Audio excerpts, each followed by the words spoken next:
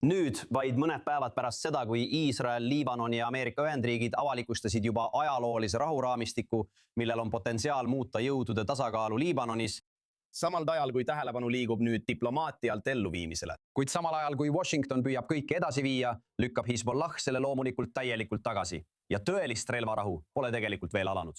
Siin on selle loo ülevaade. Iisrael ja Liibanon allkirjastasid reedel Washingtonis väga paljutõotava ja potentsiaalselt ajaloolise kokkuleppe, mis võiks lõpetada aastakümneid kestnud konflikti kahe naaberriigi vahel.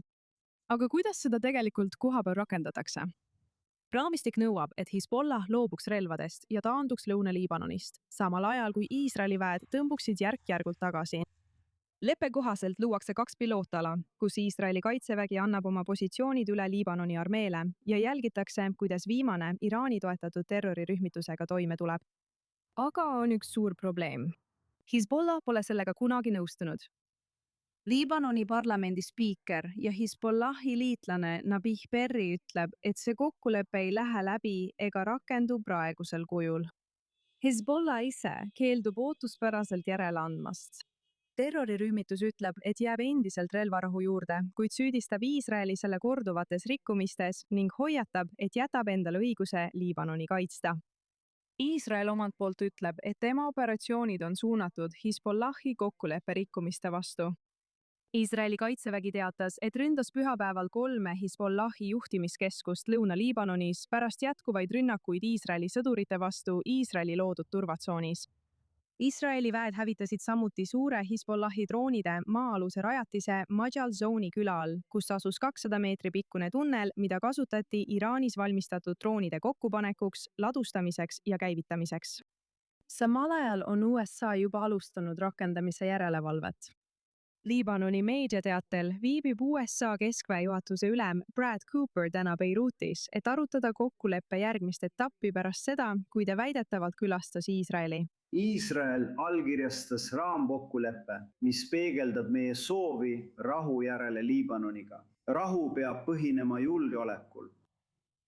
Ja julgeolekut meie põhjapiiril saab saavutada ainult Hezbollah relvitustamisega.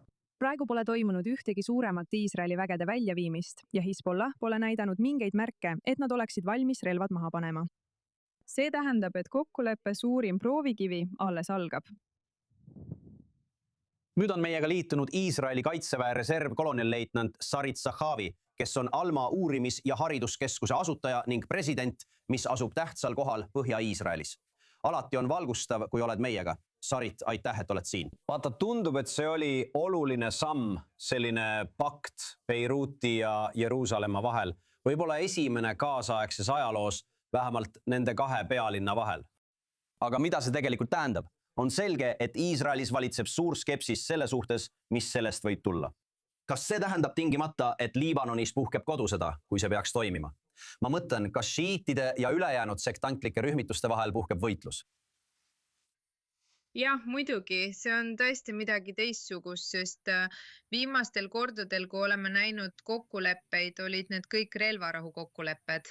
Ja siin esimest korda alates 80-ndatest näeme kokkulepet, mille eesmärk on rahu 2 riigi vahel. Ja see on kindlasti muutus ning me ei tohiks seda alahinnata. Samal ajal on suur elevant toas endiselt Hezbollah ja sa mainisid õigesti, et nad keelduvad relvi maha panemast ning ähvardavad ka kodusõjaga. Liibanoni valitsus peab olema Hezbollah suhtes väga julge ja astuma samme nende vastu, sealhulgas vajadusel ka vastasseisu minema. Ja nad peavad seisma oma riigi eest. Muidu ei muutu midagi. Kas sa arvad, et nad teevad seda? Ma mõtlen, et kui ma tohin korraks vahele segada, see ongi selle asja tuumeks. Kas sa arvad, et nad teevad seda? Me ei tea, siiani nad ei ole seda teinud. See oli enamasti deklaratsioonid, aga jällegi juba see fakt, et nad olid valmis sellise kokkuleppeni jõudma, mis selgelt tunnistas Iisraeli riigi olemasolu. See on muutus traditsioonilisest Liibanoni seisukohast, mis sidus iga kokkuleppe, rahuleppe Liibanoniga Palestiina küsimusega. ja nüüd tegeleme mõlemad sellega, mis on meie jaoks valusam, mõlema poole jaoks, ehk siis Hezbollahka. Nii et ma ei saa öelda, et olukord oleks dramaatiliselt muutunud, aga ma ei taha ka konkreetset kokkulepet alahinnata. Nüüd, mis puudutab olukorda koha peal, siis leping räägib pilootaladest, mis minu arvates on hea mõte. Ja te nägite juba, kuidas Ameerika kindral sellega tegeles ja selle ümber ringi kõndis. Mis on nende pilootalade juures selles konkreetses lepingus väga hea, on see, et need ei asu Iisraeli piiri lähedal. Ja see oli väga oluline, et selle lepingu toimivust ei testitaks meie laste peal siin. Nii et need on piisavalt kaugel, umbes 10 kilomeetrit Iisraeli piirist. See on väga hea, see on hea algus. Ja veel üks asi seal on see, et on väga ebaselge, kuidas see täpselt nendes pilootpiirkondades toimima hakkab. Kes täpselt hakkab neid puhastama või kas see saab olema Iisraeli kaitsevägi, Liibanoni relvajõud või nende kombinatsioon. Ja isegi siin arvan ma, et see on eelis, et see pole täpselt selge ja tõenäoliselt on rohkem üksikasju selle kokkuleppe salajases osas, mis käsitleb julgeolekut, sest see annab mõlemale armeele palju paindlikkust ühise eesmärgi nimel tegutsemiseks, milleks on Hezbollah väljaajamine Lõuna-Liibanonist. Jah, minu arusaam on õige, et armee on koostanud kaardid, kus nad on määratlenud need polügoonid, need amorfsed kujundid kaardil, mis on need katsealad, kus nad jälgivad, annavad Liibanoni relvajõududele konkreetseid ülesandeid või sihtmärke selles tsoonis. Nagu sa mainisid, eks näis, kuidas see kõik välja kukub. Võib-olla veelgi olulisem on see, et me teame, et armee on Iisraelis võimekas.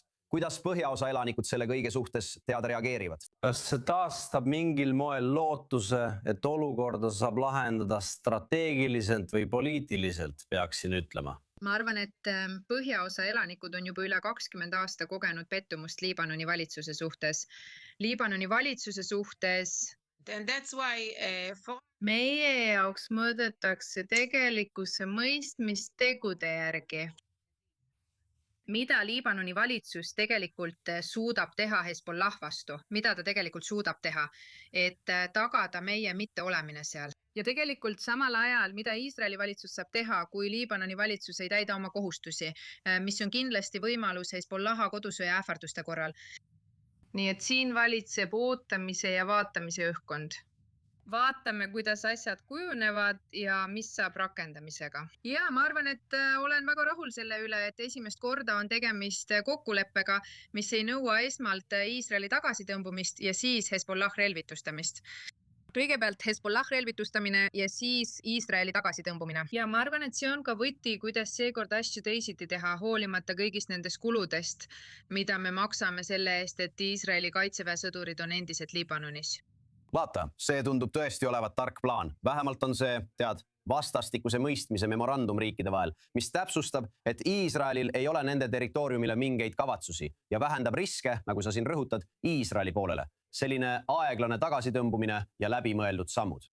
Sarit Zahavi, aitäh, et olite meiega selle olulise arenguga seoses. Aitäh!